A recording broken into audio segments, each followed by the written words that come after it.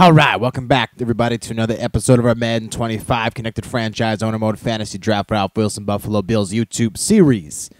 Today is episode number 93. Hope you're all having a great Wednesday. We are coming off our AFC Conference clinching victory over the Miami Dolphins by a score of 24-7.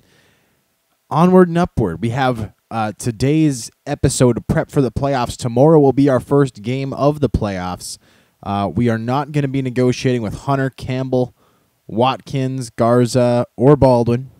Guys who will be left by the wayside unless one of them wants to take in the case of Campbell or Baldwin, anyways, want to take a last stitch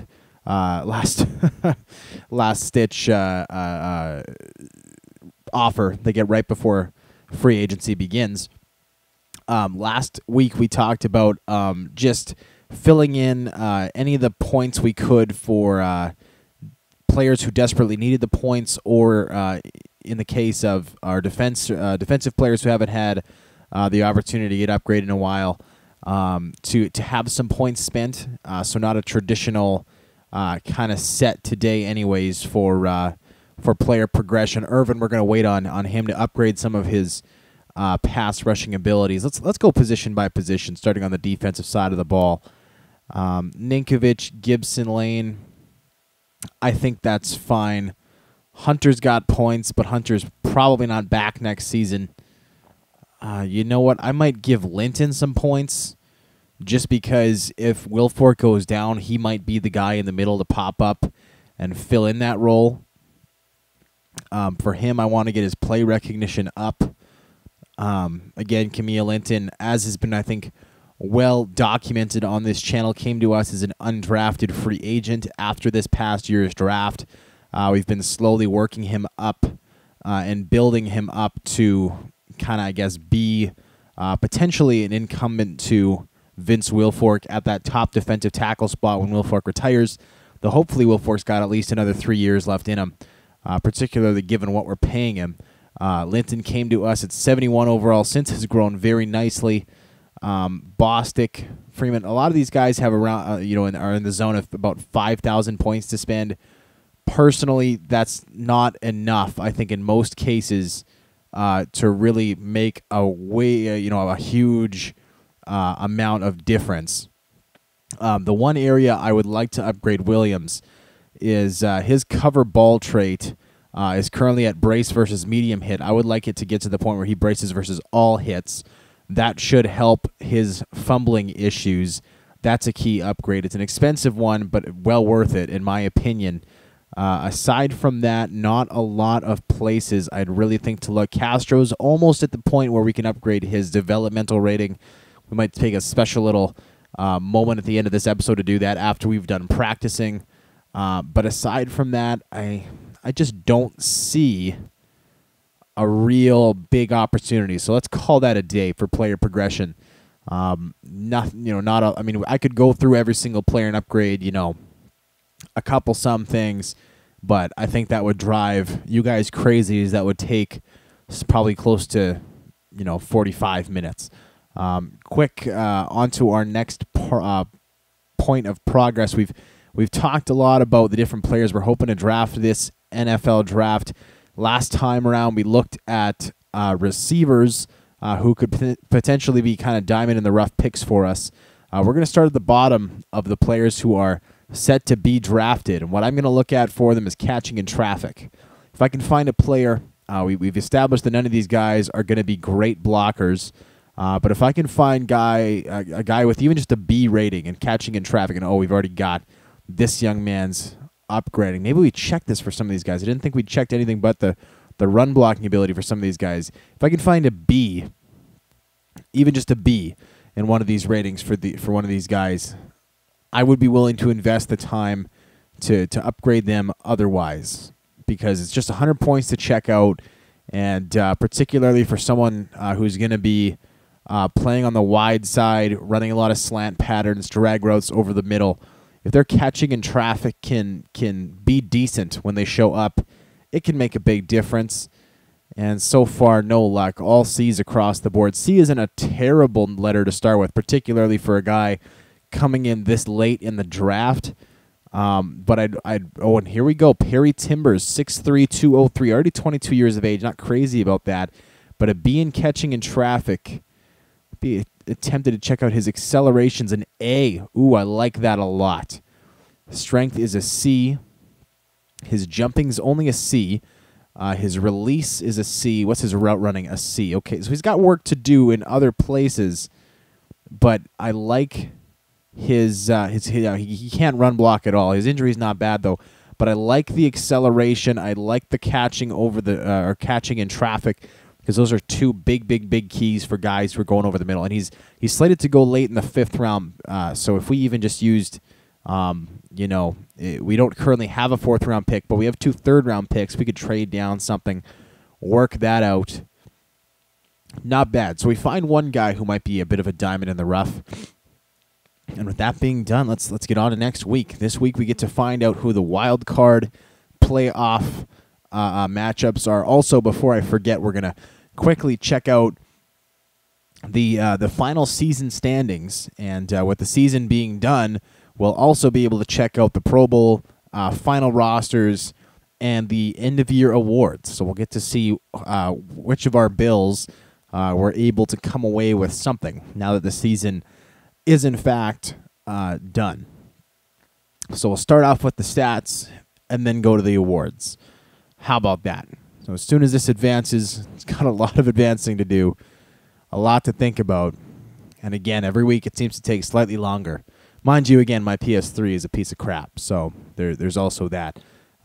So here we are. Offensive leaders.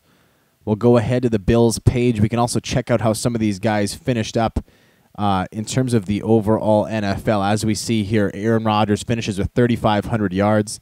In the entire NFL, where does that sit? I'm interested to find out.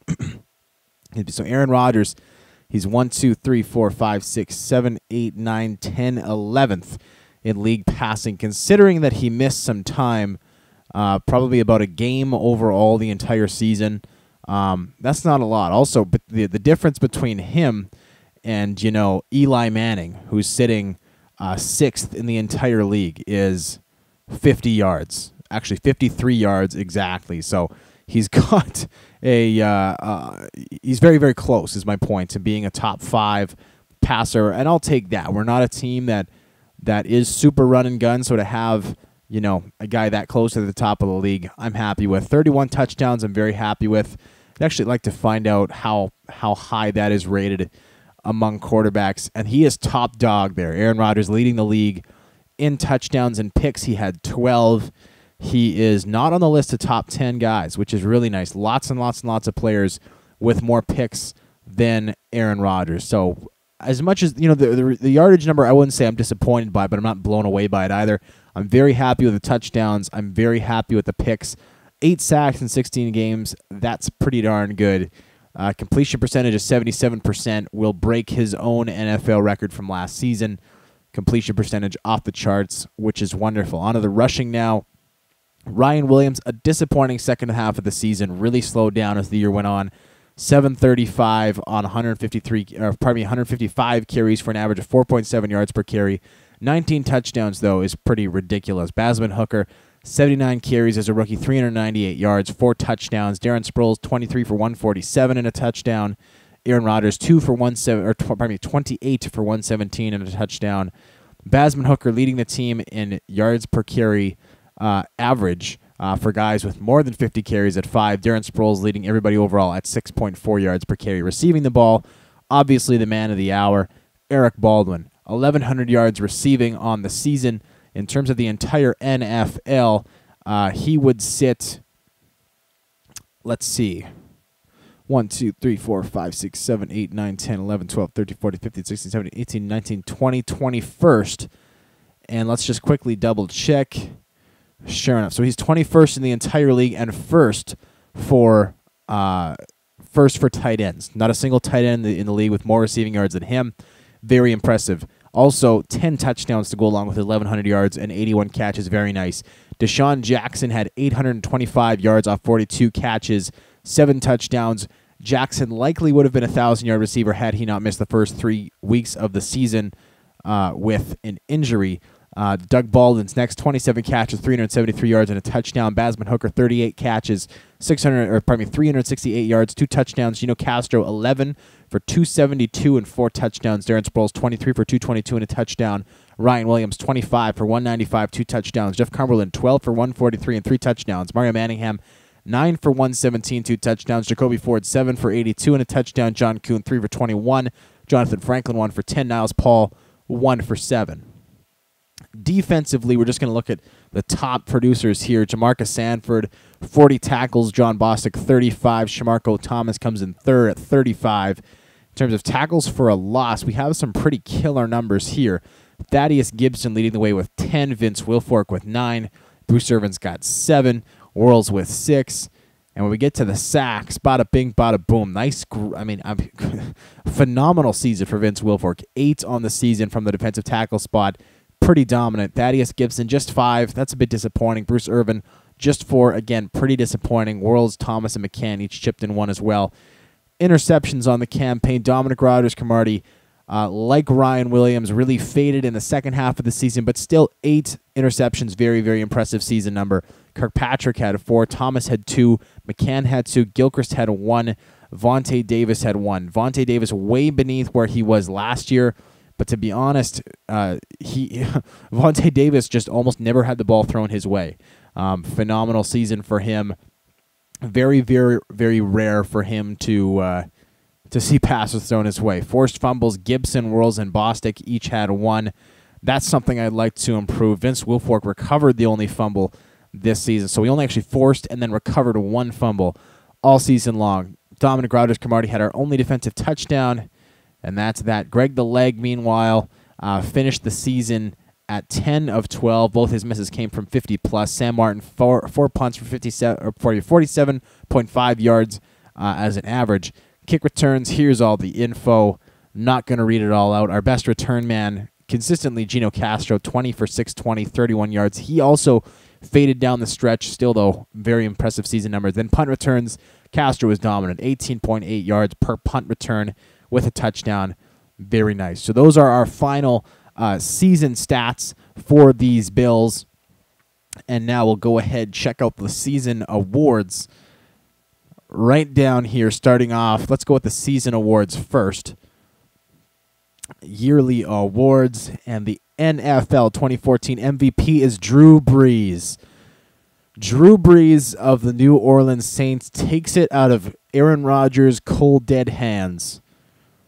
Unfortunate. Aaron Rodgers was leading the way almost all season, but at the very last moment, Drew Brees takes it, snags it away. Aaron Rodgers finishes second in voting this season. He was also in the top 5 voting from last season. Meanwhile, however, Doug Marrone wins his 2nd straight Coach of the Year award, finishing 13-3 at the top of the AFC. Very nice. On to the AFC now. Offensive Player of the Year, Adrian Peterson of the Kansas City Chiefs. Aaron Rodgers finishing 3rd. Ryan Williams finishing in 8th place. Defensive Player of the Year, Luke Kuechly of the Houston Texans. And for whatever reason, not a single Buffalo Bill on the list. Would have thought you'd see some guys there. And here we go. In the most obvious award, I think, out there this year, Offensive Rookie of the Year, Eric Baldwin of the Buffalo Bills. Basman Hooker finished 2nd. Gino Castro finished 7th. It shows you just how far Eric Baldwin must have won this award, given that he was... Basman Hooker finished 2nd. Nothing against Basman Hooker, but Eric Baldwin had a much better season. So great, great, great job. Defensive Rookie of the Year is Javonte Quarles of the Browns. Best QB, Aaron Rodgers. Bada bing, bada boom. Running back, Williams finishes 3rd in voting, and he is the only Bill on the list. Adrian Peterson winning that award, along with the Offensive Player of the Year award. Wide receiver, Randall Cobb finishes 1st. Deshaun Jackson finishes 10th. Again, imagine the season Jackson could have had he not been hurt the first 3 games. Could have been something special. Best offensive lineman, Ben Grubbs. Luis Vasquez, Marcus Gilbert, and Michael Roos round of the top 4. Eric Wood finishes in 8th place. Ben Grubbs winning that one. Jordan Adantor wins Best Defensive Lineman for the New York Jets. I don't think we have any Bills on the list. No, we don't. Best DB is Reggie Nelson beating out Dominic Rodgers-Cromartie and his 8 interceptions. That's disappointing. Would have liked to see Dominic Rodgers-Cromartie take that one. Best kicker, Greg the Leg, for the second straight year. So those are the player awards for this season. On to Pro Bowl voting. We'll check out the AFC and then the NFC. Aaron Rodgers, the top dog in the QB race for the AFC. No running backs or fullbacks, however, for the Bills. Wide receivers, none as well. I'm going to let you guys read the names here. Gino Castro makes it as the returner, which is very nice for the rookie. Eric Baldwin, another rookie at tight end, winning that one. Bills, Michael Roos starting at left tackle. Ben Grubb starting at left guard. Eric Wood starting at center. Luis Vasquez starting at right guard. Marcus Gilbert starting at right tackle. So the guys who gave up just 11 sacks all season round out the entire offensive line. No Buffalo Bills along the defensive line or the linebacking core or in the DBs. Nobody for the rest of the list, unfortunately. So you can see there kind of where the focus of our nominations were on the NFC side of the ball. Here they are. Tim Tebow, for whatever reason, is dominant in this game. I don't get it personally, but he is having a lot of success in San Francisco. Aside from that, you see a lot of just the big names from across the NFL, the real-life players, that is, who are having a lot of success. Guys like Cameron Wake, guys like Geno Atkins, guys like Brandon Spikes. And then some, it's funny because there are some other people on this list who in real life have been huge busts. You know, we saw Aaron Mabin's name, who's out of the league. Tim Tebow, who's obviously out of the league. So that's part of the fun with Madden. You get to see guys who maybe flunked in real life who are great now, or the opposite, guys who are great in real life and who kind of flunked now. That's Aaron Rodgers. So there's a top news story that said Aaron Rodgers has been recognized as being the 2014 MVP. There's tweets about it. Welcome to the club, Aaron Rodgers, MVP. Aaron Rodgers is the best player in the world. Hashtag simple. I just don't understand. Meanwhile, also, there have been some coach firings. The Titans have fired Mike Munchak, as they did in real life a few weeks ago. Mike Shanahan is retired. Trying to think. It doesn't appear as though there's been any more right now. I also don't, or I'm unable to understand why, for whatever reason, Drew Brees has seemed to win the MVP award, but he actually didn't. So, anyways, we'll just advance week right now. And it doesn't look like we're going to have an opportunity to practice this week. Hopefully we can practice next week for the divisional round, as well as seeing exactly who won the matchups from this week. So I'll catch you all up in that in just a minute as soon as this loads. Until then, I will talk to fill the time. And here we go. So here's our playoff game set up for the divisional round. We will be hosting the Denver Broncos. We played the Broncos close to the end of the regular season when they were 7-5. They finished the season at 9-7. The number 10 ranked offense in the league, the number 25th ranked defense. It'll be a good matchup, that's for sure. Let's quickly check the league schedule just so we can see all the playoff matchups that took place this past week and all the matchups that are set to go for this week. So in the wild card round, the Broncos were at the Texans. Broncos decimated Houston. Houston 37-15. The Packers were out on the road against New Orleans. They lost by a score of 35-21. The Chiefs hosted the Jets. Jets took it 28-20. And the Bears were hosting the Panthers. Bears romped them 40-14. And so in the divisional round, in the AFC, the Bills will host the Denver Broncos. The Browns will host the New York Jets, our division foes. In the NFC, the Eagles will host the Bears. The 49ers, led by Tim Tebow, will face the New Orleans Saints.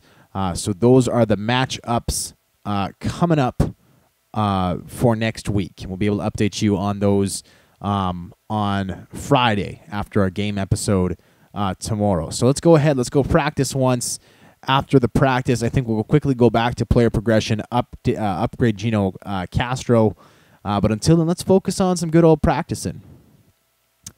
Let's go up by 3. You've got 3 minutes to go. You're up by 3. Hold on to win it. This one is a bit of a misnomer because it puts the other team, the Flippity Flops, in such a great place to score like immediately. But it's still a good one. I like up by 3. it allows you to, because it forces you to get a stop. You know, I think the flippity flops start out 3rd and 5, like on our 20-yard line, if I remember correctly, and that means that we need to stop them from scoring a touchdown. If we can stop them on 3rd down, they kick the field goal, then we have the ball and the game's tied. So we'll see how it goes. Anyways, we are on to practice right now, and there's 3 minutes left. Sure enough, 3rd and 5 on our 20-yard line. Look at that. I'm so smart. We'll go 2-man under. There's a 3-receiver set coming here for the flippity flops. Wide receiver in the slot, tight end in motion, single a shotgun, one guy in the backfield. Quarterback's rolling left, and he takes a hit there from Bruce Irvin. 4th and 5 upcoming. Nice play there by Irvin. We'll look to get the block here. Of course, we never actually do, though, because it's almost impossible to accomplish. Flippity flops waiting to kick the field goal for almost no reason. Finally, they get it off, and it is good. So 13-13 the score. 2:53 left in the practice scenario. We'll go return middle 2. Flippity flops give it a big old boot, and that one will come down to Jacoby Ford at his 5-yard line. Ford up the sideline, and he's got some room up the sideline. Nice return there for Ford, getting up to the 41-yard line. That is huge because it will allow us to try and slow play this one just a little bit. Let's go ahead here because, you know, there's no injuries in practice. Let's take advantage of that. We can run a little read option play with Aaron Rodgers. Ryan Williams into the game right now, getting the start, and we're going to hand it off. The defensive end did crash down, but there was such huge penetration from the middle of the line that the defensive end wasn't able to get over. So, hey, let's hand it off to Williams. He can get a little run up the gut. As I was about to say, once the season or the postseason starts, our main running back threat will be Darren Sproles. He will be into the game as the starter, and again, as I've said before, he'll basically just be filling that role that was filled by Basman Hooker. So basically, you know, if we're gonna have, if we're gonna have 20 runs, look for 12 to go to Sproles and 8 to go to Williams. Just using both guys. And Aaron Rodgers makes a beautiful double move. Aaron Rodgers off the right-hand side. Bada bing, bada boom. Aaron Rodgers running the read option there like a man possessed. Let's get him a thumbnail. You know, we never give Aaron Rodgers any thumbnails. He's the guy behind all these great throws. He makes a beautiful move on the defensive end. Eric Baldwin gets a great block. If Rodgers just has a little more speed right there, he has a great chance. And I like this angle right here. If we can move that over just a bit, maybe a little higher, right there. Aaron Rodgers looking like Michael Vick a la 2004. Very nice. Very nice. And we're just going to let this clock run down, ladies and gentlemen. We'll be able to let this clock run down almost to the 110 mark. Actually, just slightly past the 110 mark, getting it to about 109. And that is beautiful because if we are able to get a first down to about the 4.5-yard line, we'll be able to just basically run this game off, kick a field goal, and that'll be that. All right, we got 2 seconds on the play clock. We snap the ball off the right-hand side. Williams has some room, strips a tackle, knocks a guy on his butt. Williams running like it's the playoffs. And on 1st and goal, the Flippity Flops call their first timeout. Let's run ISO here. I'd actually like to not get across the line. Be able to kill some more time with a couple more plays. So 1st and goal, Williams dives down at the 1-yard line, forces the Flippity Flops to use another timeout. I'm almost tempted to just take a knee here. No, we can't take it. We got to run it. We got to run it. Let's go I formation again. ISO. I know I called the wrong play, but we can audible to ISO, so it's perfectly okay. Stop doing stuff. No, stop doing stuff. There we go. ISO up the gut, and Williams hit perfect. No, he does get in. Okay. First world problems. My running back scored a touchdown. It's okay. Williams scores. 20-13 will be the score after the PAT, which is up, and it is good. 56 seconds left in the practice scenario. Flippity Flops have 56 seconds and 1 timeout to try and advance the ball down the field for a 7-point score. Greg the Leg a little slow on the uptake there. That's okay. I was just playing online, so not used to going to the super fast super fast kickoff. Flippity Flop starting at their own 33-yard line. 51 seconds left now. They got a 3-receiver set upcoming. We're going to look to send just a little bit of heat here. Sanford's going to be in man coverage on the tight end. Tight end just clearing out. They go that way with the football. Sanford overcommits. Dominic Rogers-Camardi. Oh, my goodness. The would-be tackler at the point of attack. I did not see who it was. Could have been Jason Worlds. Fell down. Dominic Rogers-Camardi, who I was unaware I was being sent to, then tackled nothing several feet away from the play. And the tight end gets up the sideline for about a 20-yard gain. Ugly play, to say the least. We're sticking with the nickel back. We're going to go ahead. We'll let Justin Durant be our guy. Again, the slot back clearing out. Durant in a nice position, but the running back comes free. Kirkpatrick misses him. Davis there to help wrap up the ball carrier. Time running here. Flippity Flops stop the clock with the ball spike there. 21 seconds left. Flippity Flops still with the timeout. They've been very adamant not using their timeout, being very careful with not using their timeout. Not exactly sure why. I guess if you want to spike the ball, you can do that. And oh, Bostic, buddy. Bostic and Dominic Rogers-Camardi, buddy. 2 missed tackles on that play. Flippity Flops up to the 14-yard line. This is not good, you guys. Flippity Flops have burned their timeout, so if they complete a pass here but don't score a touchdown, there is a possibility time will run out on them. However, this is a risky business. This practice center shoving this goes, and Justin Durant in coverage on the slot back gets burned. Touchdown, Flippity Flops. I did not even realize Justin Durant was in man coverage on a slot back. I would have bounced over to him had I known. Castro not paying attention. 9 seconds left. 20-20 the score. Of course, the Flippity Flops drive the field. We'll go return middle, so they have to kick it to Castro. Unless, of course, they do a squib kick, which they don't. So it'll come down to Castro at his own 4-yard line. Come on, Gino Castro. If there's ever a time for a huge return, it would be now. He gets knocked out. Decent return, but gets knocked out at the 31-yard line. 4 seconds left. Well, we have a home run hitter. We may as well use him. Let's go ahead. And why are we able to check in Johnny Culbreath but not check in our home run hitter? Gino Castro, there we go. We're going to get Gino Castro running a straight fly on slot outs. And hopefully Castro is able to get open somehow, some way. We'll go ahead. We'll get Baldwin running the center of the field, hoping to pinch up the safety. The safety does pinch up, though that's an awful pass there from Rogers. My goodness. Rogers, buddy, you got to throw that one way the hell up there. He doesn't, and unfortunately, we're going to have to kick to start off the overtime portion of this practice scenario. 5 minutes in this overtime period.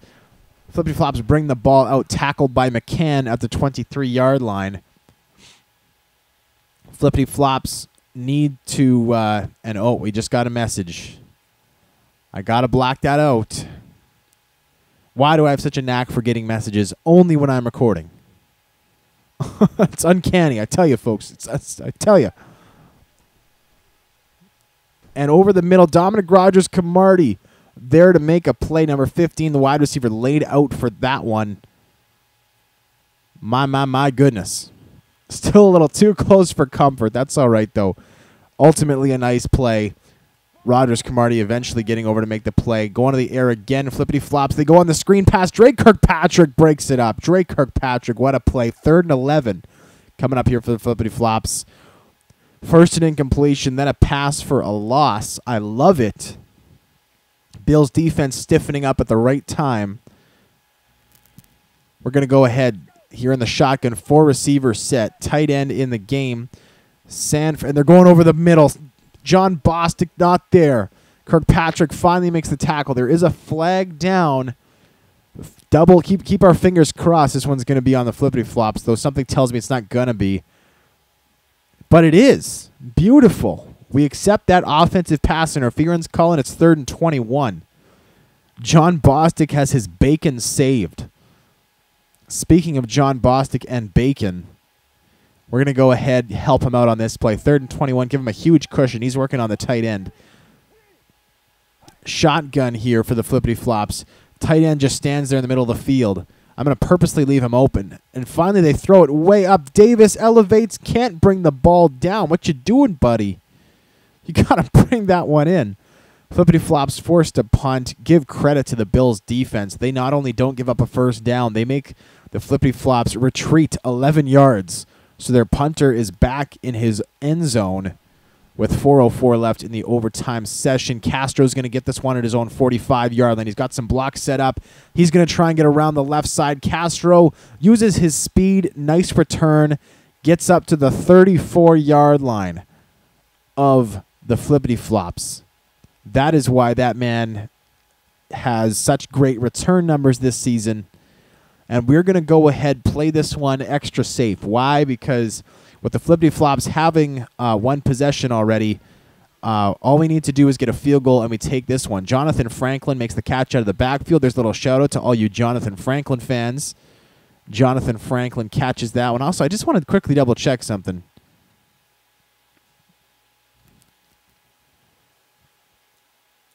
With Jonathan Franklin coming into the game, makes me raise an eyebrow a little bit. I know Darren Sproles is just that low on the depth chart. Interesting. Williams, Hooker, Franklin, Sproles. Okay. Just making sure that Darren Sproles didn't have an injury I was completely unaware of. Let's go ahead, give this one. We may as well trust Ryan Williams now because we're going to have to trust him in the playoffs. Hoping that Ryan Williams' ball cover trait is going to help him out on carries like this. And Ryan Williams darts in, darts out. Touchdown, Bills. What a carry. Ryan Williams, folks, has arrived. Look at this carry off the right side. That will end the practice scenario. Darts in, gets the block. Baldwin there perfectly. Williams touchdown. That is the guy who won the running back starter role out of training camp, out of the preseason, etc. And that's who I want in the playoffs. Not the guy who was running for 20 yards a game after the halfway point of the season. Love it. Ryan Williams, by all accounts, seems to be back to his old self. That is a beautiful thing. If you'd like to hang on for the rest of the episode, we're going to go a little bit longer today and upgrade Gino Castro's development trait, because if I don't now, I'll forget later. So stick around. If not, I'll see you tomorrow. But if you want to stick around, thanks for sticking around. Tomorrow, 9-7 Broncos against the 13-3 Bills. We played the Broncos earlier this season. I'm going to have to recheck the stats from that game. I know that the Broncos are led by Cam Newton. They've got a great set of receivers. You can see that Gino Castro getting a huge boatload of points as well for his Pro Bowl nomination. We can go ahead and get his development up to normal, which is really just where I want it. I don't feel the need to really get him to quick, though. If we wanted to get him up to quick, we wouldn't have to save up a lot of points, really, because he's already quite high. I think we spend the rest of these points on Gino Castro's catching ability. And the exciting thing about this as well is that with his development up, with his catching ability soon to be very good, Gino Castro, I think, next year is ready to be our #1 receiver. Doug Baldwin will be our #1 receiver in the playoffs because that's where he's been all season. But Castro, in one season, has done what I thought would take probably closer to 2 full seasons, maybe even 2 and a bit, which has become a legitimate NFL receiver. Now, there are still holes in his game where things that aren't perfect. For example, his catching and traffic rating is quite low. His release, his route running needs some work. His awareness needs some work. However, with his speed, his jumping ability, his strength, his size. I mean, my goodness, he's going to be an absolute force to be reckoned with. I mean, this is a cat who's got 99 speed. He's got 95 acceleration, but he's 6'2" and can jump like a wild man. Jumping ability of 88. I mean, that's just ridiculousness. So, with that being said, we'll see you tomorrow for the actual game. Yeah, I'll see you tomorrow. I'm Tuxedo T-shirt. Check us out tomorrow for the playoffs at home against the Denver Broncos. Until then, I'm out.